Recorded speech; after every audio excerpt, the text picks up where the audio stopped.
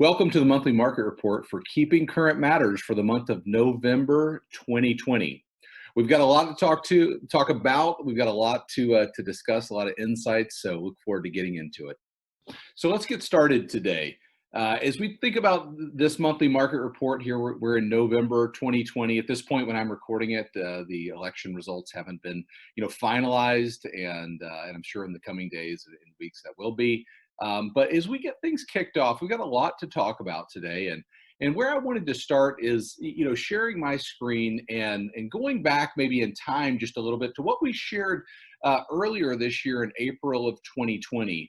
What experts are saying about economic, downturn and recovery in the first, second, and third quarter. So if you remember going back to that time, we saw a little bit of economic decline in the first quarter, significant decline in the second quarter.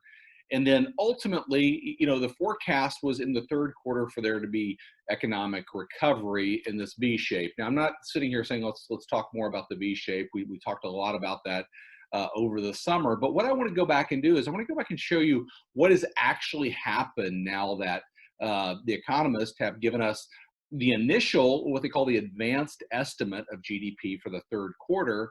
And that's come in here most recently at the end of October. And what actually happened is what experts said, what we gave you back in April. And so as we start this monthly market report, I think there are a lot of questions in the market. There's certainly a lot of uncertainty in the world, and we can help buyers and sellers. We can help the clients that we serve, gain certainty by looking at what are the experts saying, what are the data and facts about the housing market that we can help them, understand what's going on, make a powerful and confident decision for them and their families about housing. But if you look back at what we said in April, you look at what's just recently happened, you could literally lay these over the top of one another, and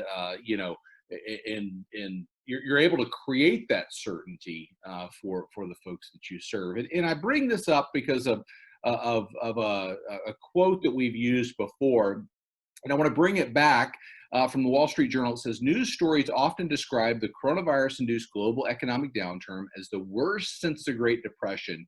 Yet for many, the comparison does more to terrify than clarify. So no doubt that headlines today, news reports, things like that do a lot more to terrify than they do to clarify about actually what's going on. So I want to kind of turn back and take a look at what has happened during the pandemic, and then we're going to get into some very real issues that we're facing right now as a business and as an industry, and what I believe are some of the most important topics, and our KCM research team has come up with as we've developed this monthly market report. So the first point I'd bring to you is over the summer during the coronavirus pandemic, the average FICO score in this country has actually risen. And that may be shocking to a lot of people. These are not people that are in process for a home loan or, FICO scores of people that are applying for a mortgage. These are average consumers. We've seen it slightly risen over the summer months. And why is this? There's a very specific reason for that. And it is this. It's that most households have used their stimulus check to pay down debt and to save.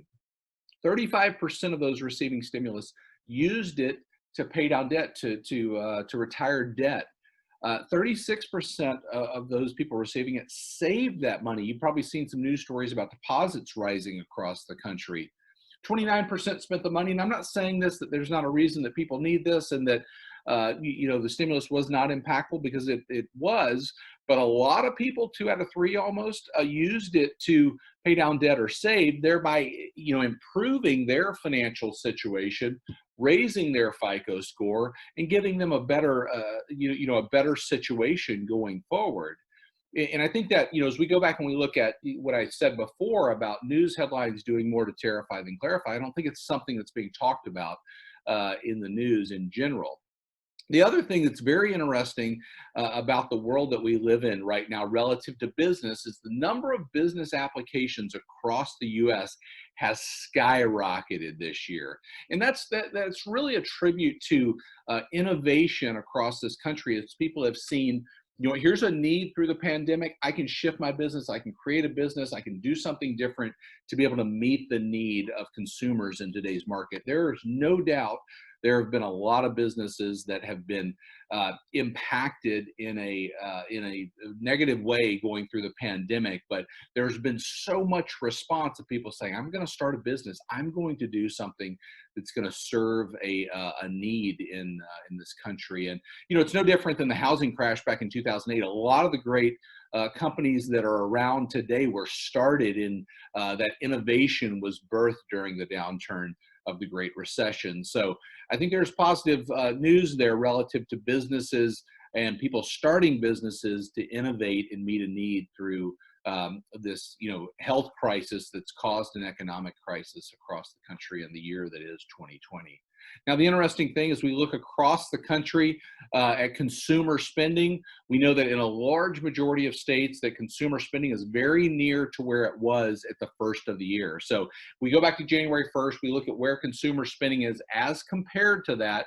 You can see no matter what state you're in, where you're at relative to consumer spending. And the majority, this mustardy brown color, which is within 10% of where we were in January 1st. And so that is a very, very good thing. The country as a whole is within 3.7% of where we were on January 1st. Now, I mentioned before, as I'm recording this, the results of the election have not been finalized.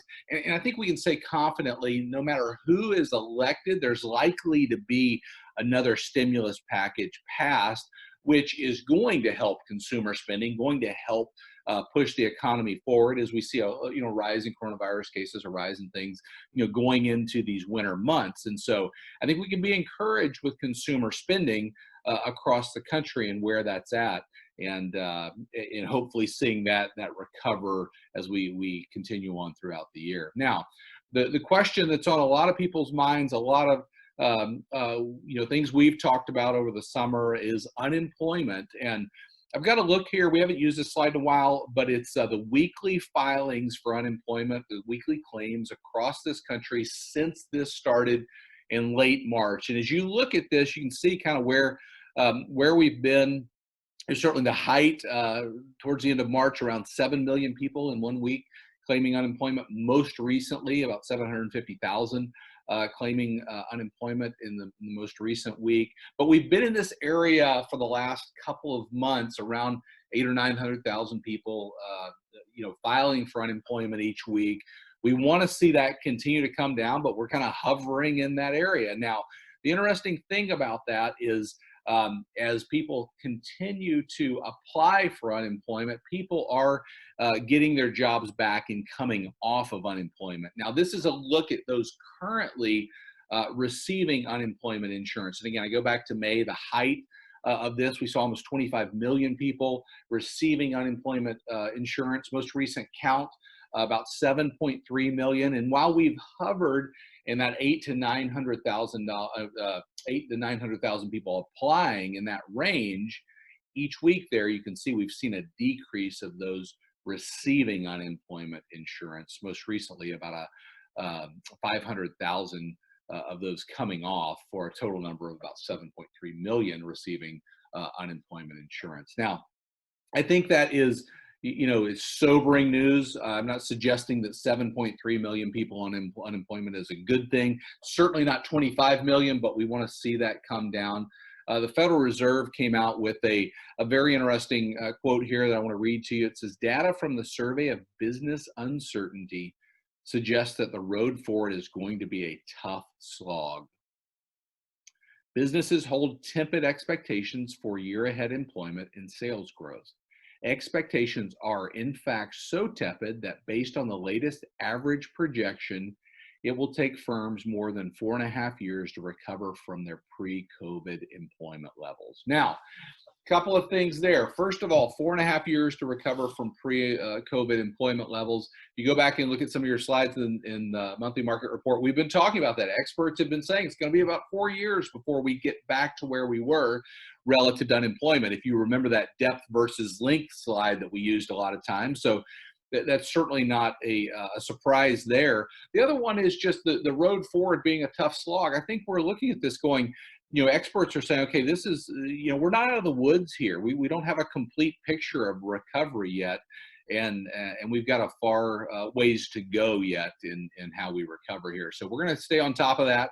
But I don't think any of this is something that's going to catch anybody by surprise, because a lot of experts have been saying this, but it is sobering news relative to the unemployment and recovery picture out across the country. So I think this brings us up to a point that I want to focus on for just a minute, and that is this question that's kind of floated around our business of, are we going to see a 2021, housing crisis, foreclosure crisis, housing crash? There are people on YouTube, there are articles written about it, posts in different, blogs and Facebook groups, and I want to attack that directly and give you some information there to have that conversation with maybe people in our business, but also maybe people that you're working with that say, I've heard that, there may be a coming flood of foreclosures, REO properties, things like that. And to do that, I want to take a look at active forbearances. So again, we've followed this for a while. We look at forbearance across the country as the tool given to consumers to help weather the storm relative to their housing. And, you go back to the end of May, just over 4.75 million people on active forbearance. The number total is a little bit higher than that of people that have taken it. Now we're going to unpack that in just a minute. But as we look at over time, the number of people in active forbearance is decreasing, and quite dramatically decreasing, and almost this step down in October, where you see right at 3 million people for the last several weeks on active forbearance. Now, as we see that, we want to continue to see people come off. If you remember, the CFPB gave options for people as their first 180 days of forbearance expired. They could extend, they could do a number of different things, and we're going to talk about those people in a minute. But the good news is we're seeing people come off of the forbearance program. When we started this, I think a lot of people were saying, hey, we're going to see 30% of homeowners take forbearance. Well, that actually never happened. Back in May, we reached this height of about 8.5% of mortgages in forbearance. Where we sit today, it's 5.8% of mortgages in forbearance, and that number dropping. So that number of, all these loans are going to go into forbearance never happened. And we see quite the opposite of that, a fraction of those, and that number dropping. What we know as well is the percentage of forbearances by product type is decreasing. Look at Fannie, Freddie, Ginnie, and then private mortgages, all of those things dropping. There are questions about that, about certainly the private mortgages, non-QM mortgages. I think there are a lot of people that took mortgages in that, and there's certainly data to suggest it, that said, hey, I don't know what tomorrow is going to bring. I don't know what the pandemic's going to bring. They continued to make their payment, and now they're saying, look, I don't need it. We're gonna move on from that. Now, as we see these mortgages starting to come off of forbearance and decrease, that in itself is not the complete answer to, are we going to see a housing crash? So there are a lot of people that are affected by this. I think what we need to dig into is this number right here. And this is as of October 20th, of the 5.7 million families granted forbearance. This is what happened upon the expiration of the plan, okay? So let's kind of go from left to right here, the orange bar all the way over. Almost 4 million extended their forbearance. Like I talked about, the CFPB built in a provision to what they deemed request and be given an extension of 180 days. So your first initial 180 days, you can get extension for another 180 days for a total of 360 days on your mortgage. 2.4 million said we'll extend it. The next tranche is, I'm going to say, these blue bars and the green bar. 44% of mortgages either removed while they were performing. These are the people I talked about that took it and said, we don't need it, we're going to move on. They removed, they're performing on their mortgage. 500,000 paid off their mortgage through this process. Now, we don't know the breakdown of those, the number of people that sold them. Maybe there were people in there that said, we can't hold on to the house, we're going to sell it. But certainly people that their mortgage was paid off during that time. 44% of those expired while performing or paid their mortgage off. Now, the next kind of gray bar there, 481,000 people expired while delinquent and are in some form of loss mitigation. Think about this as a workout with their bank. tacking these payments on the end, doing things that help them survive this, and the bank saying, "Hey, we're going to help you work through this," and use the forbearance plan for the way it was intended, and that's a good thing. The last tranche there, 80,000 people expired while delinquent and are not in some form of loss mitigation. Now, those are the ones that are susceptible, I will say at this point, to some type of distress sale or foreclosure. We're not saying all of those are going to turn into that, but those are the ones that could turn into that. Now, what's interesting about that is, when this forbearance plan came out in the business, I think the general thought was, look, we're going to have a ton of people doing this. Like we said, 30% of mortgages are going to go into forbearance. And then there was this kind of undercurrent of, and every one of them is going to turn into a foreclosure. Well, that's just simply not true where we stand today. 5.8 million people opting for forbearance. We see this very small bucket of people, 80,000 people, that are candidates or could turn into possibly some type of distress sale. And so I want to caution that not all of those, but those are the ones that could turn into that. I think there's more to be told on that story, and we're going to continue to watch that, but it's not the lion's share. It's not the majority. It's not a significant number of those that took forbearance. And the truth is, in our business, is that people go into foreclosure each month. And we certainly don't want to see that. We don't see that happen to individuals and families, but it is a reality of our business. And we're seeing some of the outcome of this crisis relative to that. Now, the big difference in this of, a foreclosure crisis is today people have options. The equity in their homes gives them options to be able to sell, to be able to do what they want, maybe pay a commission and put some money in their pocket and move on down the road, and hopefully, get to the other side of this crisis with them and their family. And those are options we didn't have, and homeowners didn't have back in 2008, in a very, very different scenario today. Now, it leads us all to this. I pulled a quote from Ivy Zellman. If you followed us, Ivy, we look to her for a lot of advice. She says this: the likelihood of us having a foreclosure crisis again is about 0%. So, certainly Ivy and her team are looking at a lot of factors. We've just unpacked for you folks coming out of forbearance, the options that the consumers have today. We're not saying we're not going to see foreclosure impact, because there certainly will be, but not crisis impact. And so I think that's important to remember as we look at the data, as you have conversations, as you interact with people, even in our business, that think we may be, seeing this flood of REO properties. I've gotten several calls of, when are all the REO properties going to hit the market? How do we help people, navigate through that? And I think, from a crisis level and a flood of those properties, we're not likely to see it. Now, as we kind of turn the corner, the biggest, issue in our business right now, no doubt, is inventory. It's a very interesting look at the last 12 months right here at inventory across the country. Most recently, 2.7 months of inventory across the country, and likely lower in a lot of cases.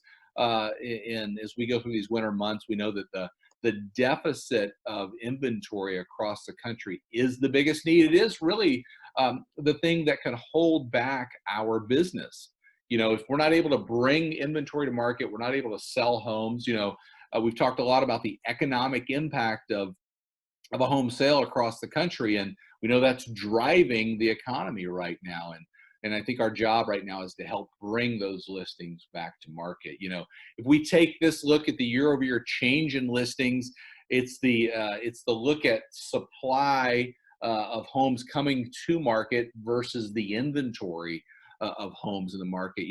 The green bar there, new listings, is the supply coming into the market, and as this supply comes in, it gets purchased as fast or faster than it comes to market, leaving this inventory number flat, hopefully maybe bottoming out and coming up a little bit, but still severely under inventory across the country today.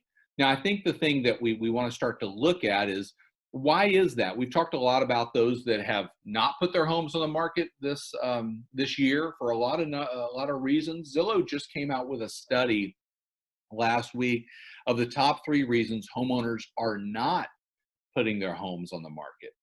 And I think it's very interesting. And and want to talk about it for just a minute. 31% say financial uncertainty is a reason we are not putting our home on the market. Now, going back to what we talked about on the front end of this, I think being able to say, this is what experts are saying, this is what happened, even going back in time. Hey, and here's what's happening in the economy right now. Here's what's happening with unemployment. Here's what's happening with consumer spending.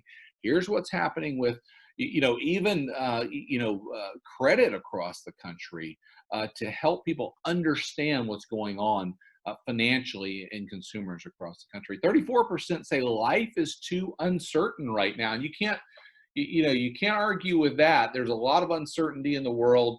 I think it's our job to help people feel more certainty. And I would say this, and I'm going to talk about this in a minute, there is going to be a cost for waiting for things to become certain, right? When things become certain, that's certainly a sign of an improving economy. Interest rates are going to rise, and we'll talk about that, different things that come with a certain economy. But the reality is, in feeling uncertain right now, there will be a cost to waiting for certainty. A quarter of people, 25% of people say, I have concerns about my health and bringing people into the house relative to COVID and all that.